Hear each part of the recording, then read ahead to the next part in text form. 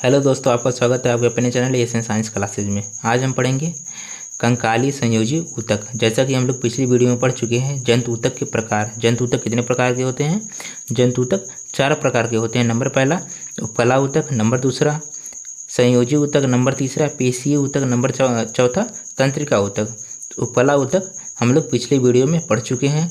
उस वीडियो का लिंक हम डिस्क्रिप्शन बॉक्स में डाल देंगे, अगर आप पढ़ना चाहें तो आप वहां से पढ़ सकते हैं। उसके बाद हमने पढ़ा संयोजी ऊतक। संयोजी ऊतक के कितने भाग होते हैं? उनको 3 श्रेणियों में बांटा गया है। नंबर पहला कौन सा है?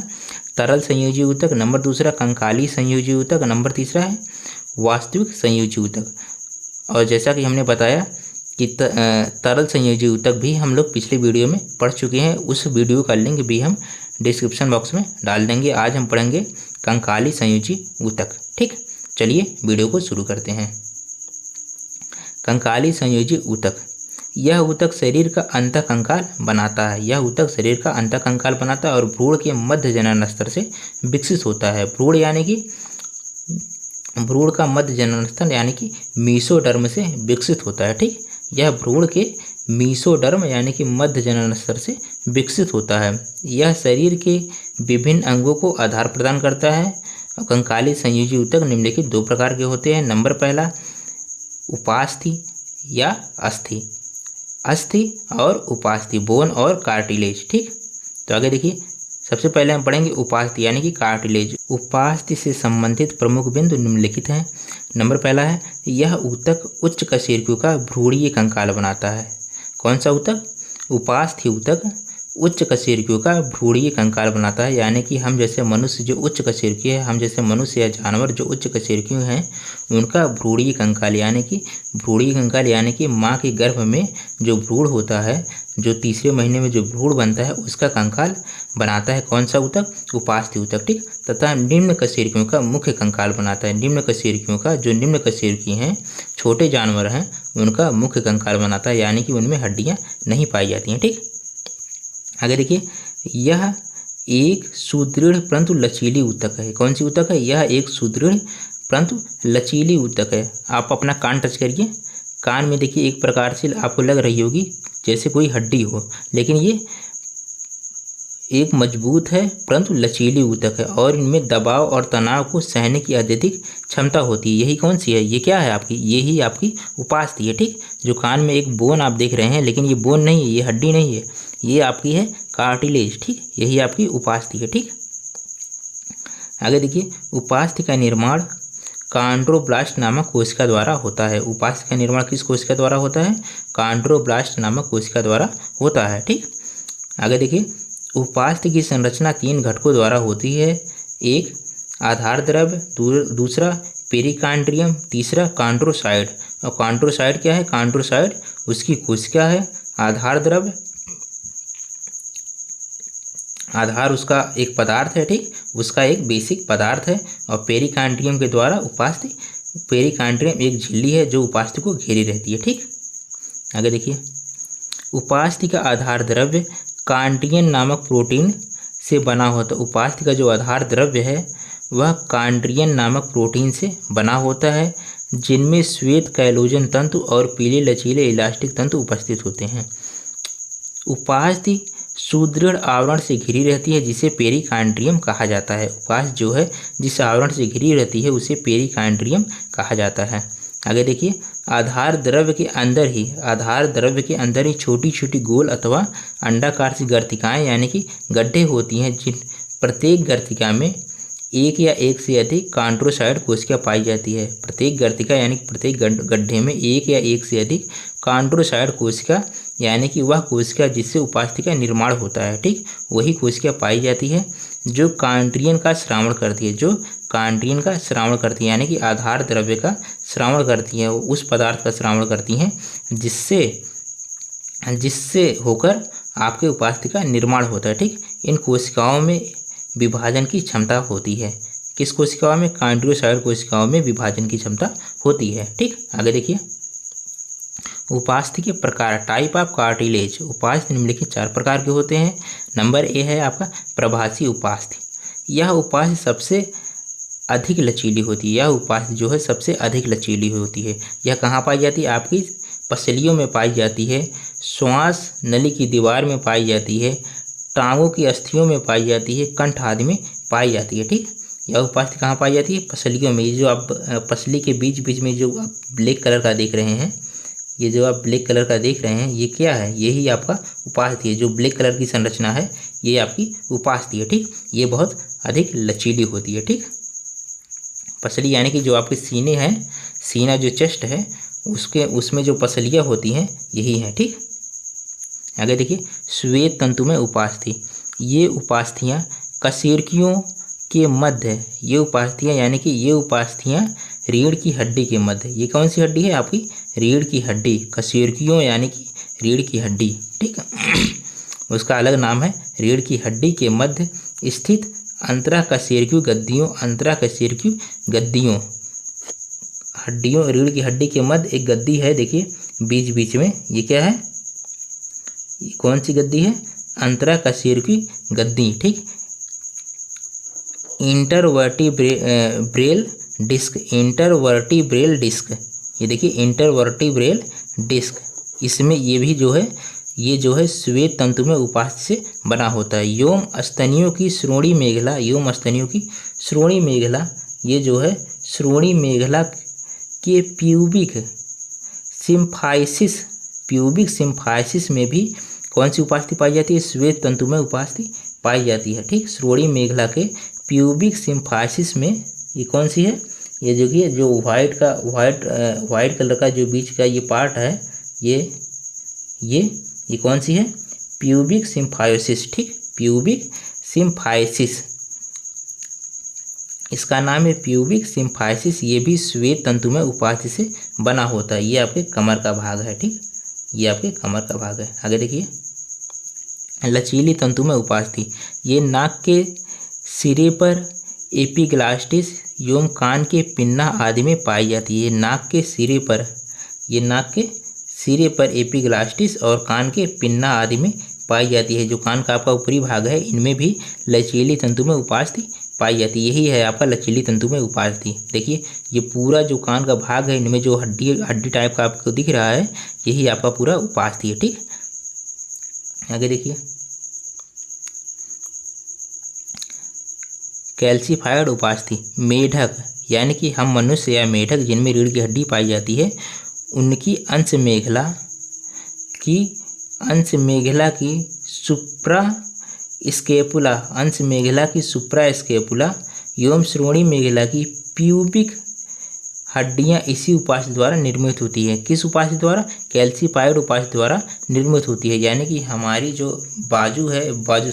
हमारा जो कंधा है, ठीक, हमारा कंधा को क्या कहा जाता है? अंश मेखला कहा जाता है। कंधे को साइंस भाषा में अंश मेखला कहा जाता है। इसका जो है सुप्रास्कैपुला, इसका जो है सुप्रास्कैपुला भाग, ये भाग कैल्सीफाइड उपास्थि से निर्मित होता है। श्रोणि मेखला का प्यूबिक हड्डियाँ, ये जो हड्डियाँ हैं, ये हड्डियाँ प्यूबिक बोन, ये भी जो है कैल्सीफाइड उपास्थि द्वारा विकसित होती है। ठीक, यह प्रभासी उपास्थि पर, जो पहला हमारा उपास्थि था, प्रभासी उपास्थि पर कैल्शियम के जमने से बनती है। कौन?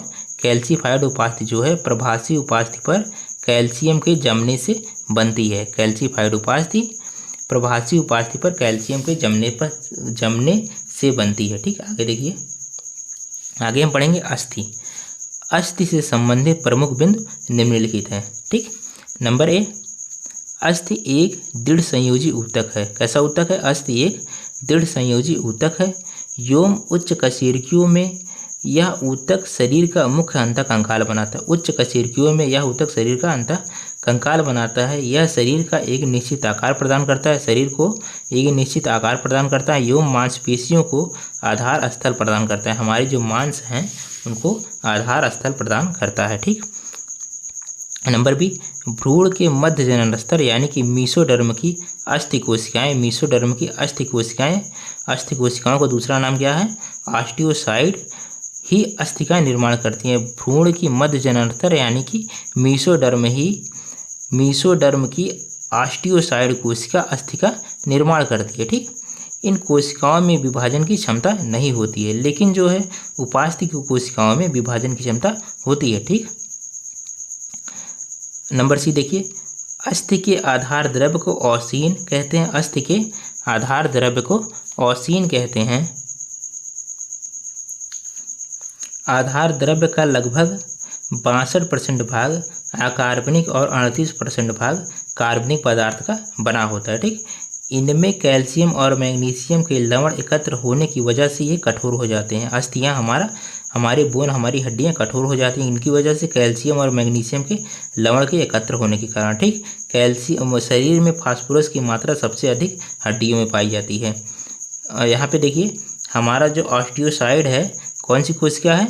ऑस्टियोसाइड जो कोशिका है जिससे हमारी हड्डियों का निर्माण होता है, इनमें विभाजन की क्षमता नहीं पाई जाती। ऑस्टियोसाइड कोशिका में विभाजन की क्षमता नहीं पाई जाती है। ठीक, ऑस्टियोसाइड से किसका निर्माण होता है? हमारी हड्डियों का निर्माण होता है। लेकिन जिससे हमारे उपास्थि का निर्माण होता है, उपास्थि का निर्माण किस कोशिका से होता है? कॉन्ड्रोब्लास्ट नामक कोशिका से उपास्थि का निर्माण होता है और उनमें जो है विभाजन की क्षमता पाई जाती है। ठीक, आगे देखिए, डी, एक लंबे अस्थि के फूले हुए किनारों को, एक लंबी अस्थि के फूले हुए किनारों को एपीफाइसिस एवं मध्य भाग को दंड यानी कि साफ्ट कहा जाता है। और ये जो मध्य भाग है इसको दंड यानी कि साफ्ट कहा जाता है। दंड में एक गुहा होती है, दंड में एक गुहा होती है, यानी कि कहने का मतलब है दंड हमारा खोखला होता है, हमारा साफ्ट जो है खोखला होता है, अर्थात अस्थि का दंड वाला भाग खोखला व किनारों पर ठोस होता है। ठीक, आगे देखिए, अस्थि के दंड की गुहा को मज्जा गुहा, इसके दंड की गुहा को कौन सी गुहा कहते हैं? मज्जा गुहा यानी कि मैरो कैविटी। इनमें वसा में ऊतक भरा होता है। किसमें? इसमें जो है वसा में ऊतक भरा होता है। ठीक, इसमें वसा में ऊतक भरा होता है जिसे बोन मैरो अर्थात अस्थि मज्जा कहा जाता है। इस ऊतक को बोन मैरो अर्थात अस्थि मज्जा कहा जाता है। अस्थि मज्जा में, इसी में अस्थि मज्जा में ही, बोन मैरो में ही लाल रुधिर कणिकाओं यानी कि आरबीसी का निर्माण होता है। यहाँ पे रहेगा रुधिर, यहाँ पे रहेगा रुधिर, लाल रुधिर कणिकाएं यानी कि आरबीसी का निर्माण होता है। ठीक, आगे देखिए, अस्थि उपास्थि की भांति ही, अस्थि भी उपास्थि की भांति ही एक सुदृढ़ झिल्ली नुमा आवरण पेरिओस्टियम से ढकी होती है। अस्थि भी उपास्थि की भांति एक सुदृढ़ झिल्ली नुमा आवरण पेरिओस्टियम से ढकी होती है। और उपास्थि किस झिल्ली से ढकी रहती थी? वह पेरिकांड्रियम से ढकी होती थी। और हमारी हड्डी जो, हमारी अस्थि जो है पेरिओस्टियम से ढकी है, पेरिओस्टियम से ढकी है, और वो जो है उपास्थि जो है पेरिकांड्रियम से ढकी होती है। ठीक ठीक, स्नायु तथा कंडरा, स्नायु यानी कि टेंडन और कंडरा यानी कि लिगामेंट। लिगामेंट क्या करता है? लिगामेंट जो है हड्डी को हड्डी से जोड़ता है, और स्नायु जो है हड्डी और जो है हमारे उपास्थि यानी कि अस्थि और उपास्थि को मांसपेशियों से जोड़ता है। ठीक, अस्थि और उपास्थि को मांसपेशियों से जोड़ता है, और कंडरा जो है, लिगामेंट जो है हड्डी को हड्डी से जोड़ता है। ठीक, स्नायु तथा कंडरा अस्थि से इसी झिल्ली द्वारा जुड़े होते हैं। किस झिल्ली द्वारा? पेरिओस्टियम झिल्ली द्वारा जुड़े होते हैं। स्नायु और कंडरा पेरिकांड्रियम झिल्ली द्वारा जुड़े होते हैं। ठीक, पेरिओस्टियम झिल्ली द्वारा जुड़े होते हैं। आगे देखिए, स्तनधारियों की लंबी अस्थियों में, स्तनधारियों की लंबी अस्थियों के आधार द्रव्य में एक हैवर्सियन नलिका के चारों ओर, स्तनधारियों की एक लंबी हड्डी यानी कि अस्थि के आधार द्रव्य में एक हैवर्सियन नलिका के चारों ओर, हैवर्सियन नलिका, ये आपका हैवर्सियन नलिका है। ठीक, ये आपकी हैवर्सियन नलिका है, ये जो बीच का भाग है ये आपकी हैवर्सियन नलिका है। ठीक, हैवर्सियन नलिका के चारों ओर संकेंद्रित पालिका के बीच पंक्तियों में गर्तिकाएं होती हैं। संकेंद्रीय पालिका के बीच पंक्तियों में गर्तिकाएं, या फिर इन्हें आप गुहिकाएं भी कह सकते हैं। पंक्तियों में गर्तिकाएं या फिर गुहिकाएं होती हैं। ठीक, गर्तिकाएं या गुहिकाएं होती हैं। प्रत्येक गर्तिका के में एक अस्थि कोशिका होती है। प्रत्येक गर्तिका में एक अस्थि कोशिका होती है। ठीक, प्रत्येक गर्तिका, ये जो गर्तिका है यानी कि गुहिका है, इनमें एक अस्थि कोशिका होती है जिसे हम ऑस्टियोसाइड कहते हैं। प्रत्येक गर्तिका यानी कि गुहिका में एक अस्थि कोशिका होती है जिसे ऑस्टियोसाइड कहते हैं। आगे देखिए, अस्थि की 4 से 20 संकेंद्रीय पालिका प्रत्येक हैवर्सियन नलिका को गोलाई से घेरे रहती हैं। लगभग जो है 4 से 20 गुहिकाएँ या गर्तिकाएँ जो है हैवर्सियन नलिका को घेरी रहती हैं। कितनी? 4 से 20 गुहिकाएँ या गर्तिकाएँ, या गुहिकाएँ कहिए या गर्तिकाएँ कहिए, हैवर्सियन नलिका को घेरे रहती हैं। और प्रत्येक गुहिकाएँ या गर्तिकाओं में एक हमारी कोशिका होती है, ऑस्टियोसाइड कोशिका होती है, जो हमारे अस्थि का निर्माण करती है। ठीक, आगे देखिए, एक ऐसी पूरी संरचना को हैवर्सियन तंत्र या ऑस्टियन कहते हैं। एक ऐसी पूरी संरचना को हैवर्सियन तंत्र या ऑस्टियन कहते हैं। ठीक, इस एक पूरी संरचना को हैवर्सियन तंत्र या ऑस्टियन कहते हैं। ठीक, आगे देखिए, हैवर्सियन नलिकाएं मुख्य अक्ष के समांतर होती हैं। हैवर्सियन नलिकाएं जो है, ये देखिए, हैवर्सियन नलिकाएं, ये कौन सा काट था? ये अनुप्रस्थ काट था, और ये जो आपका अनुदैर्घ्य, ये लंबाई में काटा गया है। इनमें हैवर्सियन नलिकाओं के क्या कह रहा है? हैवर्सियन नलिकाएं मुख्य अक्ष के समांतर होती हैं। हैवर्सियन नलिकाएं मुख्य अक्ष के समांतर, ठीक, इन सब के समांतर होती हैं। ठीक, आगे देखिए, ओल्कमान नलिकाओं द्वारा जुड़ी होती हैं। और ये जो हैवर्सियन नलिकाएं हैं, ये ओल्कमान की नलिकाएं, ये जो है ओल्कमान की नलिकाएं हैं, इसके द्वारा ये जुड़ी होती हैं। ठीक, और हैवर्सियन तंत्र का मुख्य कार्य, सबसे मेन पॉइंट ये है, हैवर्सियन तंत्र का मुख्य कार्य क्या है? इनका मुख्य कार्य है रुधिर द्वारा, यानी कि खून, यानी कि ब्लड द्वारा अस्थि, यानी कि हमारी हड्डियों में, रुधिर द्वारा हमारी हड्डियों के भीतर पोषण, यानी कि पोषण पदार्थों, यानी कि भोजन को और ऑक्सीजन को पहुंचाना होता है। हैवर्सियन तंत्र का मुख्य कार्य है रुधिर द्वारा हमारी हड्डियों में भोजन और ऑक्सीजन को पहुंचाना है। क्यों? क्योंकि हड्डियों में भी कोशिकाएं होती हैं। हड्डियां किससे बनी होती हैं? कोशिकाओं से बनी होती हैं। और जब हड्डियां कोशिकाओं से बनी हैं तो उनको भी हमें भोजन और ऑक्सीजन चाहिए जरूर, उनके लिए भी भोजन और ऑक्सीजन चाहिए जरूर, और वो कार्य जो है हैवर्सियन तंत्र करते हैं। ठीक, अगर आपको यह वीडियो पसंद आया हो तो प्लीज़ वीडियो को लाइक तथा चैनल को सब्सक्राइब कर लीजिएगा। Okay, thank you.